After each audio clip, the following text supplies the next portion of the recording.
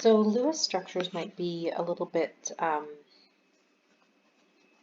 repetitive from what you did in grade 11, but we really need to make sure that we're capable of drawing them correctly for the next step that we have to do in this unit. So Lewis structures are really the basis of the next thing that's coming up for us, which is called VSEPR.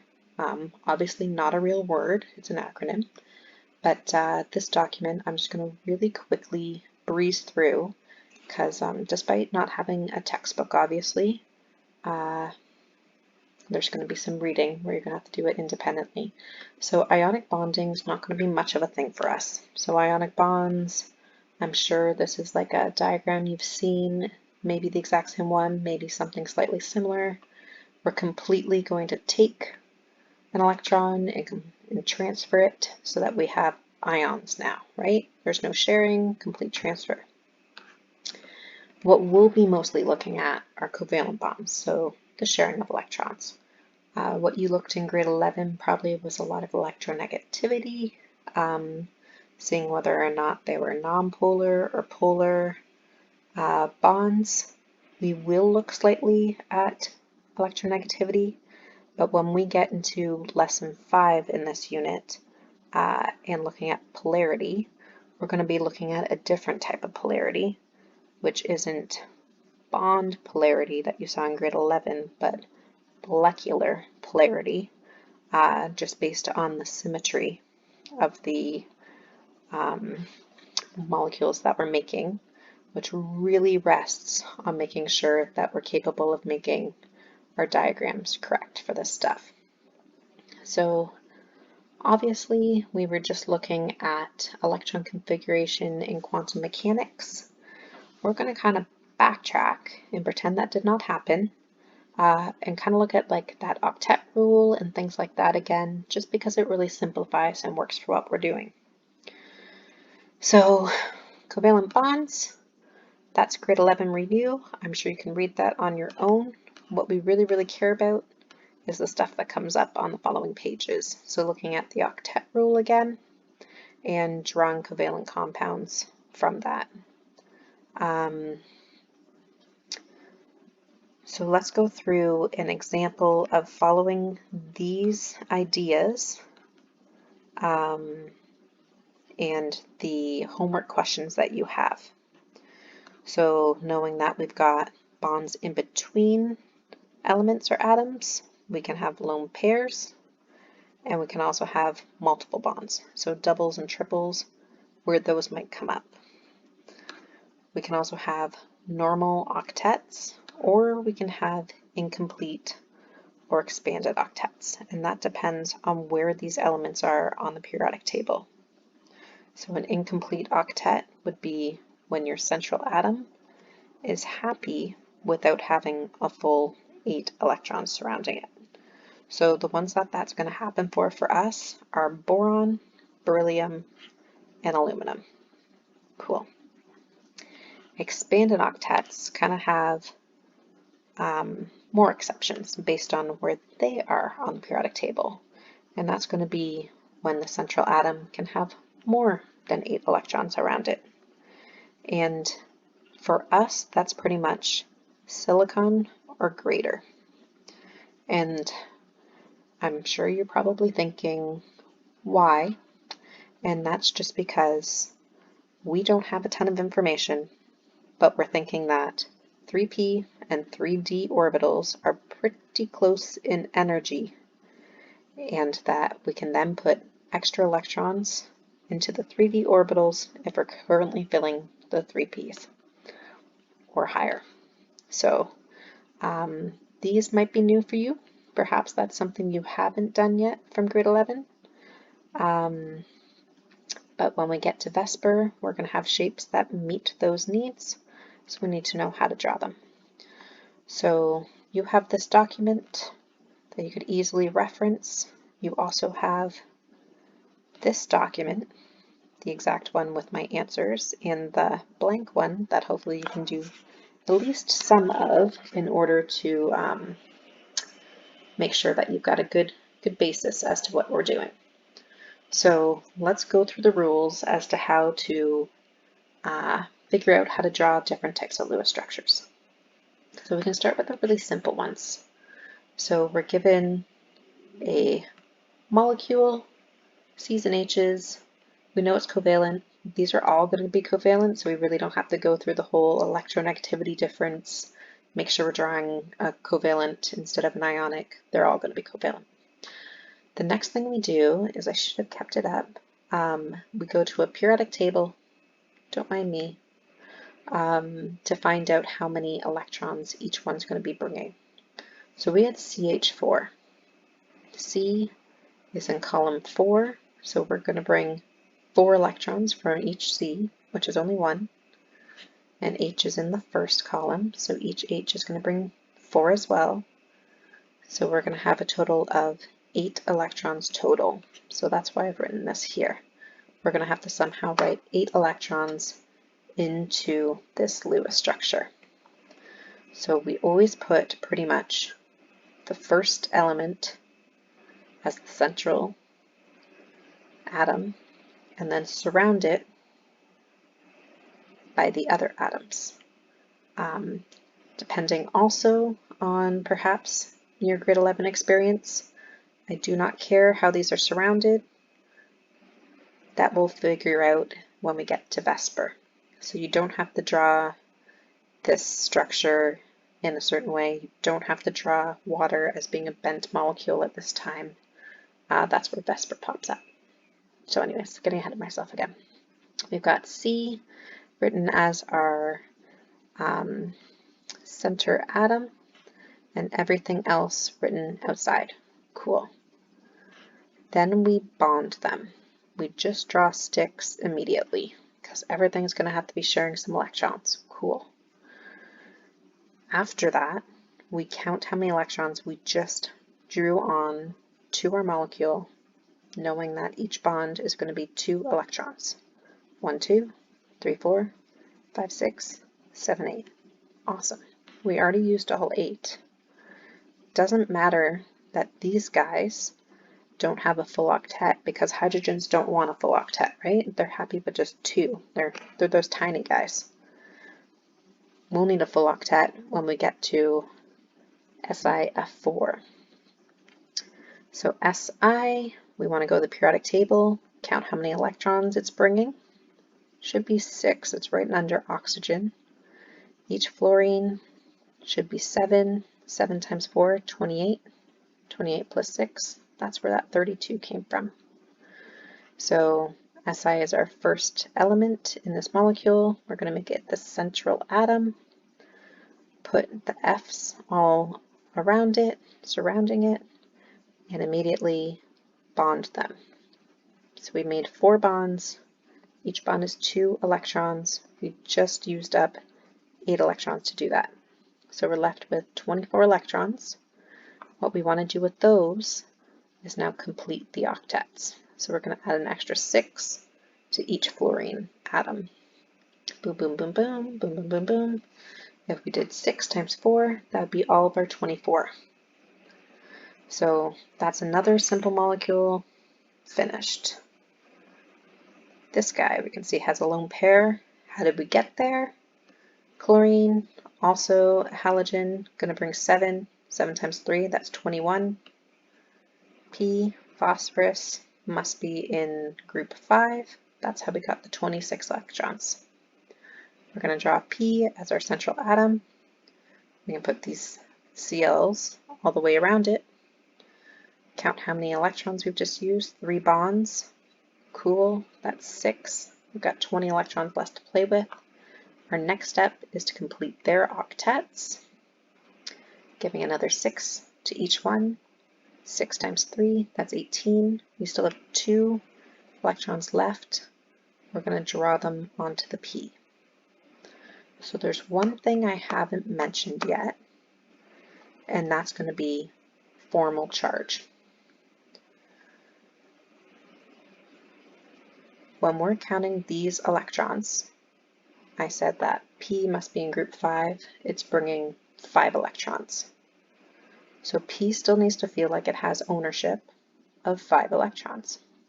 Clearly this lone pair is his. It's not touching any other atom. That's 1, 2 electrons. And then it kind of has possession of 1 electron in each of these bonds. So 1, 2, 3, 4, 5. It still has its 5 electrons. Good. Chlorine, each one of them, came with 7 electrons. Obviously, the lone pairs are all his. There's 6 plus 1 in this bond, 7, and they're all the exact same. So they still have everything they came with. They're sharing, though, to make that complete octet feeling. Phosphorus feels like it has a complete octet with this lone pair and 6 from all the bonds. That's a happy molecule. We're good to go. So these ones are the simple ones. This is one of those worksheets that's not built in any order, and Group B is probably some of the hard ones. So let's just hit up Group B and enjoy. Perhaps you talked about this before in different chemistry classes, maybe not, but the reason why things are super cramped is we're looking at resonance structures. So resonance structures is when you have perhaps a double bond on an oxygen, but you have other SO bonds that aren't double bonds. Well, that double bond isn't always going to be between this sulfur and that oxygen. It might be between the sulfur and this oxygen, the sulfur and this oxygen. Even if we're looking at the exact same molecule, it could shift where this double bond is existing. And that's what resonance is. So instead of me drawing this exact molecule out 3 times, showing the double bond in 3 different places, I just wrote the word resonance, whereas I did do it over here. And then I showed that it's in resonance by drawing a resonance arrow, which we'll talk about more in different units.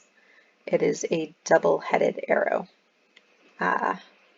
showing that sometimes the double bond is with this oxygen, maybe the oxygen down below, maybe the oxygen to the left, maybe the oxygen to the right. So not to confuse you by drawing something way too many times, let's look at maybe not PO4, 3-, but something over here that has less stuff to look at. So let's look at ClO4, 1-. So oxygen is in group 6. There's 4 of them, so there's 24 electrons from oxygen. And Cl is in group 7, it's a halogen. So now we're at 31 electrons. The reason why I wrote 32 electrons, though, is because we've got a charge here. We've got an extra electron. When you're counting electrons, it should pretty much always be an even number. So if you get to something that's odd, possibly you forgot to add in the charge, possibly you just have to go back to the periodic table and make sure you did it right. Anyways, so we've got 32 electrons. Even though we're looking at a different group, and obviously it's not called simple anymore, we're going to start the exact same way. The first guy is going to be our central atom, so chlorine right in the middle, with all the oxygens surrounding it. Cool. We'll put them all together, bond them up. We have 4 bonds, 2 electrons apiece, that's 8 electrons. We're left with 24 electrons now. Once everything's bonded, the outer atoms get their full octet, so we're adding an extra 6 to each oxygen. 6 times 4, that's 24. We've used up all of our electrons. And usually when you get to that point, you're thinking, hey, I'm done because I'm out of electrons. But we have to do that kind of stuff that we just did with phosphorus and say, hey, phosphorus came with 5. Does he still have 5? Chlorine came with 7. Do they all still have 7? Chlorine came with 7. Does he feel like he has 7? So all chlorine has is 1, 2, 3, 4 bonds. 1 electron from each bond belongs to him still. So he feels like he's got ownership of 4 electrons instead of the 7 he came with. So he's lost 3 electrons. That's why I have this plus 3 here. Each oxygen came with 6.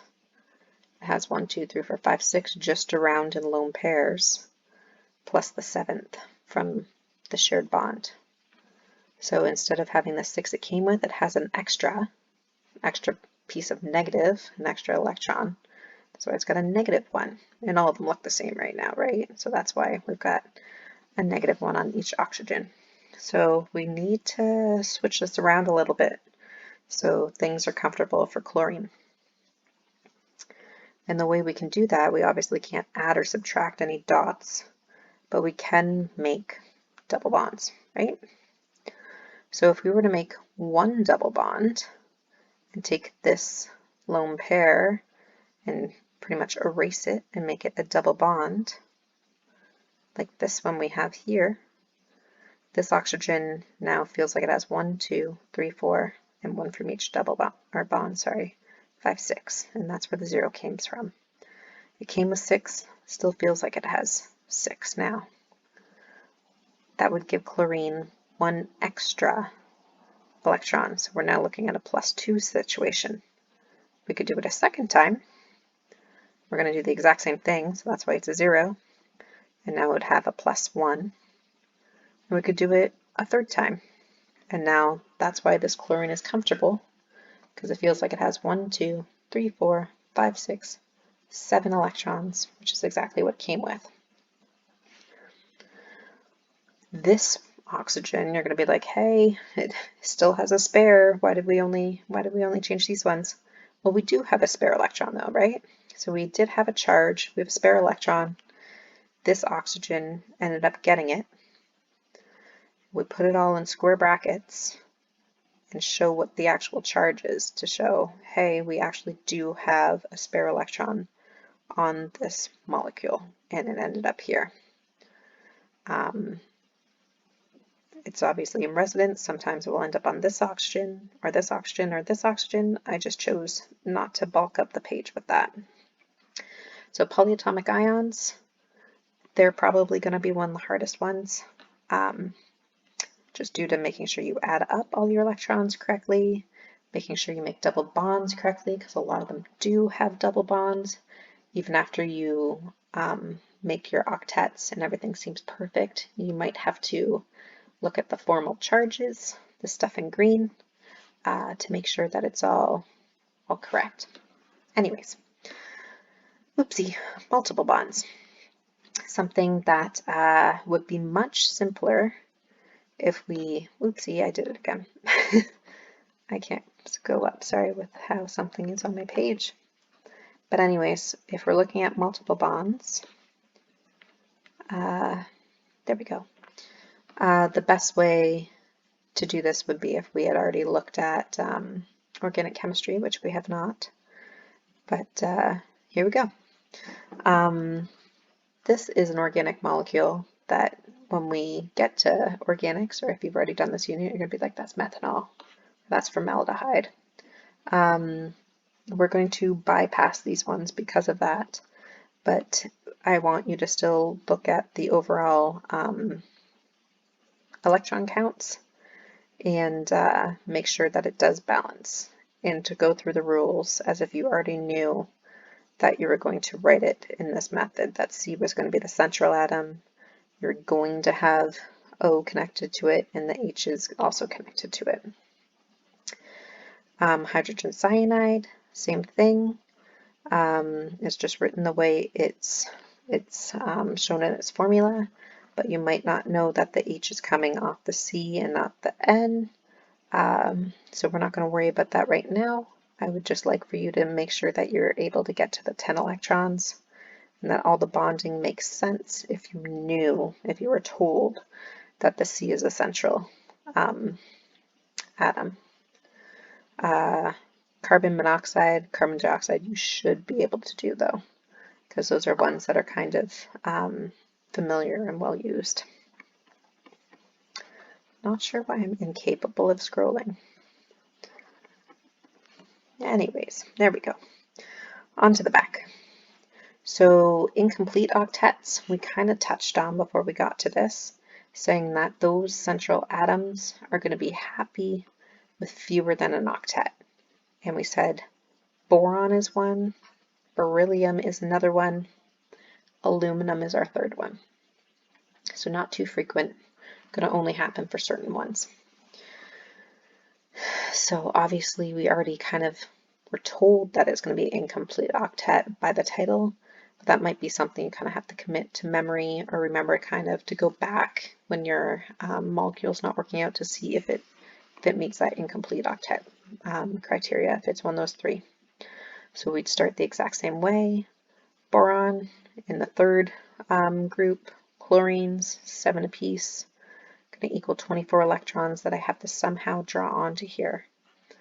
We're back to the fact that we've got boron as the first element in this formula, so it's going to be our central atom. Going to surround it by the other ones and bond them up right away. So I've already used 6 electrons, I'm down to 18. I'm going to use those all to complete the octets. So all the chlorines are happy, cool. Boron though, we're like, oh, it doesn't have that complete octet. Then we remember it's part of the ones that don't care. We can count, we can say boron brought 3 electrons, it still feels like it has 3. Each chlorine brought 7 electrons, it still feels like it has 6 plus the 7th from the bond. So it meets all the other criteria as long as we remember that boron is happy with an incomplete octet. Beryllium as well. If we counted out the 16 and if we got to here, we think, ooh, just double check, right, beryllium's happy with only less than octet. It's got the 2 it came with. Each fluorine still has the 7 it came with. We're good. Expanded octets. Those are the ones that are going to have more than 8. So when you count out your electrons, you're probably going to have a pretty high number. Let's just do something that's harder, like xenon. Xenon group 8, so 8 electrons. Fluorine group 7, 7 times 4, 28, plus those 8, 36. Xenon goes in the middle, surrounded by the Fs.